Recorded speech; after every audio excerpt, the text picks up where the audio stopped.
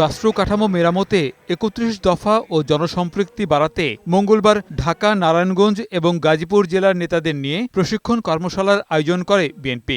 London থেকে virtually যোগ দিয়ে এতে তৃণমূলের নেতাদের নানা প্রশ্নের উত্তর দেন দলের ভারপ্রাপ্ত চেয়ারম্যান তারেক রহমান।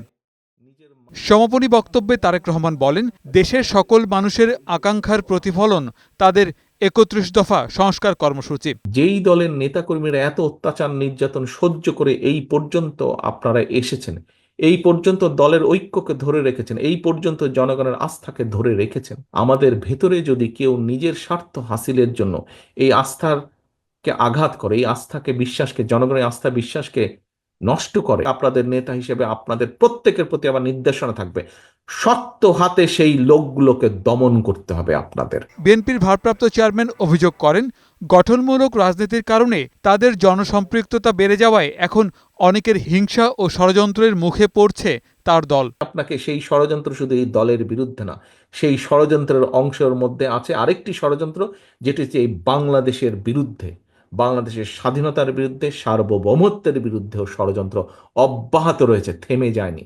স্বৈরাচার পালিয়ে গেছে, স্বৈরাচারের মাথা পালিয়ে গিয়েছে, কিছু কিছু ছোট ছোট মাথাও পালিয়ে গিয়েছে, কিন্তু লেজ শরীরের অনেকাংশ অবশিষ্ট রয়ে গিয়েছে। তিনি বলেন, প্রধান প্রতিপক্ষ আওয়ামী লীগ না থাকলেও অতীতের চেয়ে আগামী নির্বাচন যে কোনো সময়ের চেয়ে কঠিন হবে। জনগণের আস্থা ধরে রাখতে নেতাকর্মীদের সর্বোচ্চ ত্যাগ স্বীকারের নির্দেশ দেন তারেক রহমান। জনগণের সমর্থন নেই সেই নির্বাচনের পুল ছাড়ার যাতে আমরা পার হতে পারি, সেইভাবে নিজেদেরকে প্রস্তুত করুন। ইনশাল্লাহ জনগণের সমর্থন নিয়ে আগামীতে আমরা দেশ পরিচালনার যোগ্যতা আমরা অর্জন করতে সক্ষম হব, এই আমার দৃঢ় বিশ্বাস। আমি দামি কিংবা নিশিরাতের নির্বাচন নয়, আগামীতে স্বচ্ছ ও ভয়ডরহীন নির্বাচন আয়োজন করে মানুষের ভোটের অধিকার প্রতিষ্ঠার প্রত্যয়ের কথাও জানান তিনি। আমরা আমি দামির নির্বাচনে বিশ্বাস করি না। গোলাম মোর্শেদ, বৈশাখী সংবাদ, ঢাকা।